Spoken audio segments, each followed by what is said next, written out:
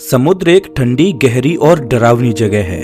आप जैसे जैसे धरती की सतह के नीचे चलते जाओगे, वैसे वैसे जीवन के पनपने की संभावनाएं उतनी ही कम होती जाएंगी, खास करके समुद्र के अंदर, क्योंकि जैसे जैसे हम पानी के अंदर चलते जाएंगे वैसे वैसे प्रेशर भी बढ़ता जाएगा। इस हिसाब से देखा जाए तो समुद्र के तल में रहने वाले जीव बहुत ही छोटे होंगे, इतने छोटे कि शायद ही उन्हें आंखों से देखा जा सके। लेकिन आपको जानकर हैरानी होगी कि सच इसका बिल्कुल उलट है। इन जीवों का आकार असामान्य रूप से बहुत ही बड़ा होता है। पुराने समय में इनमें से बहुत से जीवों के बारे में कहानियां भी लिखी जाती थीं। लेकिन ऐसा कैसे हो सकता है? जिस जगह पर जिंदा भी नहीं रहा जा सकता, उस जगह पर ये विशालकाय जानवर कैसे पैदा हो जाते हैं? क्या ये कुदरत का कोई करिश्मा है या एवोल्यूशन का कमाल? नमस्कार दोस्तों, मैं हूं श्याम तोमर। स्वागत करता हूं आपका इस वीडियो में। समुद्र एक बेरहम जगह है जहां पर हजारों डरावने जानवर रोज जिंदा रहने के लिए मशक्कत करते हैं। सतह से करीब 200 मीटर की गहराई को द सनलाइट जोन कहा जाता है, जहां पर रंग बिरंगे जीव रहते हैं। यहाँ सूर्य की रोशनी अपनी पूरी तीव्रता के साथ गिरती है, इसीलिए जीवन को यहाँ पर पैदा होने में कोई दिक्कत नहीं होती। जैसे ही हम 200 मीटर से और ज्यादा अंदर की गहराई में जाते हैं तो ट्विलाइट जोन शुरू हो जाता है। यहाँ पर रोशनी बहुत ही फीकी पड़ जाती है और फोटोसिंथेसिस का प्रोसेस, जिसमें सूर्य की किरणों से खाना बनाया जाता है, नामुमकिन बन जाता है। करीब 1000 मीटर की गहराई में आने पर हम द मिडनाइट जोन में पहुंच जाते हैं, जहां पर हर एक तरह की बाहरी रोशनी पूरी तरह से खत्म हो जाती है। यहाँ पर रोशनी का एकमात्र जरिया होता है यहाँ रहने वाले जीव, जिन्होंने अपने शरीर में बायोलुमिनेसेंट नाम की चीज पैदा कर ली है। एंगलर फिश जैसी स्पीसीज अपने शरीर में उत्पन्न होने वाली रोशनी से ही दूसरे जीवों का शिकार करती है। लेकिन ये तो कुछ भी नहीं है। मैं जिन जीवों की बात करने वाला हूँ वो तो समुद्र की और ज्यादा गहराई में रहते हैं। करीब 6000 मीटर की गहराई में हम द एबाइस में पहुंच जाते हैं, जिसे हिंदी में आप पाताल लोक भी कह सकते हो। यहाँ प्रेशर इतना ज्यादा होता है कि इंसानी शरीर के पल भर में चीथड़े उड़ जाएंगे। ये दुनिया धरती का सबसे बड़ा एरिया माना जाता है जहाँ पर जिंदा जीव रहते हैं। ये धरती की 60% जगह है, लेकिन समुद्र इससे भी ज्यादा गहरा है, करीब 11000 मीटर तक। इस तरह की जगह को ट्रेंचेज का नाम दिया गया है। ये समतल जगह नहीं होती, बल्कि इसका शेप वी की तरह होता है, जैसे किसी ने समुद्र के तल में खुदाई की हो। इन ट्रेंचेज में सबसे गहरी जगह जिसे आज तक इंसान खोज पाए हैं वो है मैरियाना ट्रेंच। आप यकीन नहीं करोगे कि मैरियाना ट्रेंच जैसी जगह पर, जहां प्रकृति अपने सबसे रौद्र रूप में है, वहां भी कुछ जीवों ने जिंदा रहना सीख लिया है। ये जीव सीधा किसी हॉरर मूवी से निकलकर आए हुए प्राणी नजर आते हैं। The giant Japanese spider crab, big red jellyfish, oarfish, the giant squid, the Greenland shark, ये केवल कुछ प्राणी हैं जो इन गहराइयों में अपना घर बनाते हैं। ये सभी जीव डीप सी जाइगेंटिज्म नाम की थ्योरी के क्लियर एग्जाम्पल हैं। इतने कड़े वातावरण में जहां पर इनके शरीर को सिकुड़कर छोटा हो जाना चाहिए था, वहां इनका शरीर उल्टा असामान्य रूप से बड़ा हो गया है। इतने बड़े जीव तो समुद्र की सतह पर भी नहीं पाए जाते। अब सवाल ये आता है कि इतनी ठंडी और अंधेरी जगह पर ये दानव जैसे दिखने वाले जीव इतने बड़े कैसे हो जाते हैं? समुद्र में 400 मीटर की गहराई में आते आते खाना बहुत ही कम हो जाता है। सूर्य की रोशनी इतने अंदर तक नहीं पहुंचती, इसीलिए प्लांट्स, एल्गाई और प्लैंकटन जैसे जीव यहाँ सरवाइव नहीं कर पाते। इतने जरूरी फूड सोर्स के ना होने की वजह से यहाँ जीवों का जिंदा रहना बहुत ही मुश्किल हो जाता है। ज्यादातर इन जीवों को जिंदा रहने के लिए डेट्रिटस नाम की चीज पर डिपेंड होना पड़ता है। इस घटना को मरीन स्नो भी कहा जाता है। मरीन स्नो बहुत सारे प्लांट्स और मर रहे जीवों के छोटे छोटे कण होते हैं, जो बिल्कुल बर्फ के छोटे गोले की तरह धरातल में गिरते रहते हैं। कुछ जीव पूरी तरह से मरीन स्नो के ऊपर डिपेंड होते हैं, जैसे कि वैम्पायर स्क्विड। इन्होंने अपने शरीर में 2 लंबे फिलामेंट्स जैसी चीज पैदा कर ली है, जिनसे वो सीधा इन गिर रहे पार्टिकल्स को खा पाते हैं। मरीन स्नो एक बहुत ही जरूरी फिनोमिना है, लेकिन तब भी ये बड़े बायोमास को सपोर्ट नहीं कर सकता। डीप सी में रहने वाले जीव यहाँ वहाँ फैले हुए हैं और खाने की चीजें बहुत ही कम हैं। किसी भी छोटी मछली के लिए ये डरावने सपने से कम नहीं है। अंधेरे में से कब कौन सा जीव उन पर झपट पड़े उन्हें खुद नहीं पता होता। जो जीव मरीन स्नो नहीं खाते वो उन जीवों को खाते हैं जो मरीन स्नो खाना पसंद करते हैं। इतने कड़े पर्यावरण में लगभग हर एक जीव को एक टॉप प्रीडेटर के रूप में इवॉल्व होना पड़ता है। उन्हीं जीवों में आता है द जायंट स्क्विड, जब भी किसी वैज्ञानिक के सामने आप डीप सी की बात करेंगे तो वो वैज्ञानिक आपको द जायंट स्क्विड के बारे में जरूर बताएगा।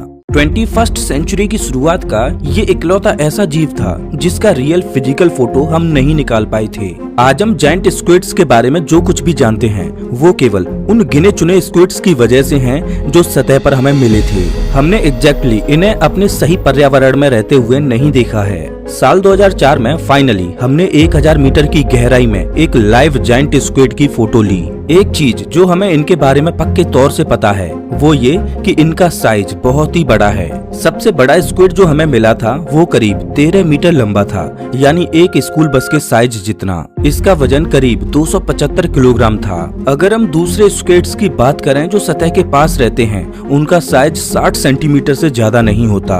वैज्ञानिकों का मानना है कि इतना बड़ा साइज होने की वजह से धरातल पर कोई भी जीव ऐसा नहीं है जो जायंट स्क्विड का शिकार करता हो, इसलिए वो मजे से दूसरे स्क्विड्स और मछलियों को अपने बड़े टेंटिकल से पकड़कर खा जाते हैं। इन जायंट स्क्विड्स का वजन आसानी से 700 किलोग्राम तक पहुंच सकता है और ये करीब 2000 मीटर की गहराई में भी आराम से रह सकते हैं। एक बार सोचिए, इतना बड़ा जीव घुप अंधेरे में तैर रहा है। आपको नहीं पता कि वो कब आपको अपने बड़े हाथों से पकड़कर जिंदा निगल जाए। ऐसे ही जीवों की तो कहानियां पुराने जमाने में फेमस हुआ करती थीं। बहुत सी जगहों पर इन जायंट स्क्विड्स के बारे में लिखा गया है कि कैसे वो बड़े जहाजों पर हमला करके इंसानों को सीधा बोट से उठा लिया करती थीं।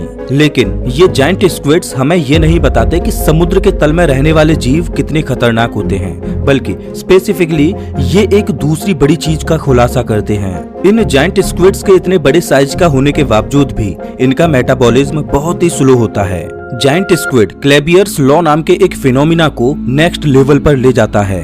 क्लेबियर्स लॉ के मुताबिक जरूरी नहीं है कि अगर आपकी बॉडी बहुत बड़ी है तो आपको बहुत सारा खाना खाने की जरूरत है या आपका मेटाबॉलिज्म बहुत ही तेज हो। ये लॉ धरती पर रह रहे सभी जीवों के लिए अप्लाई होता है। अगर एक घोड़े का साइज एक चूहे से 1000 गुना ज्यादा है तो इसका मतलब ये नहीं है कि घोड़े को चूहे के मुकाबले 1000 गुना ज्यादा कैलोरीज खाना होगा। एक जायंट स्क्विड का मेटाबॉलिज्म रेट इतना कम होता है कि वो एक दिन में केवल 45 कैलोरीज ही खर्च करता है।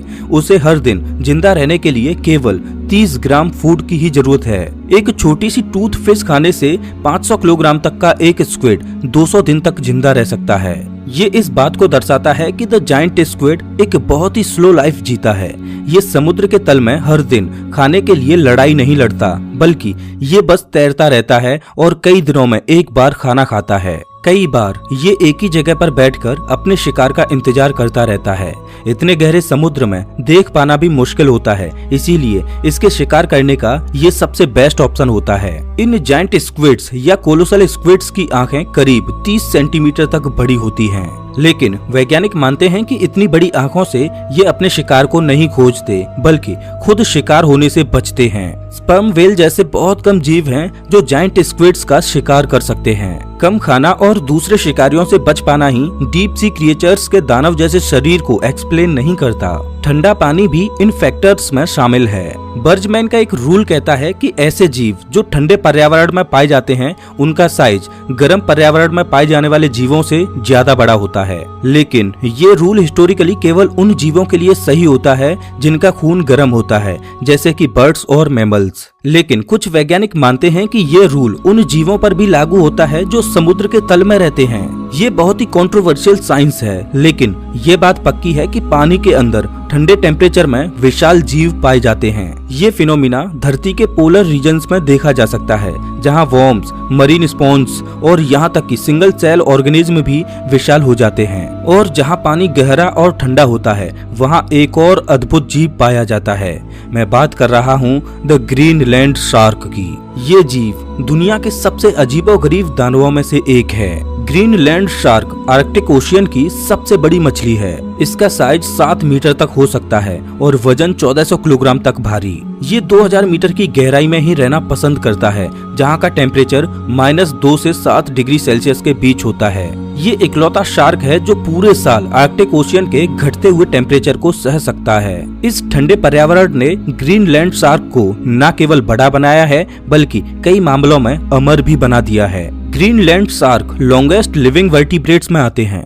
मैं आपको बता दूं कि कुछ शार्क तो अमेरिका की खोज होने के पहले से जिंदा हैं। वैज्ञानिकों के मुताबिक उनकी एवरेज लाइफ 272 सालों तक होती है, जिनमें कुछ शार्क 500 सालों से भी ज्यादा जिंदा रहते हैं। इन शार्क की आंखों में मौजूद प्रोटीन उनके पैदा होने से लेकर मरने तक डिग्रेड नहीं होती, इसीलिए उसे एनालाइज करके इनकी एज का पता लगाया जा सकता है। इन टेस्टिंग के जरिए एक 5 मीटर शार्क की उम्र 272 से 512 साल तक बताई जाती है।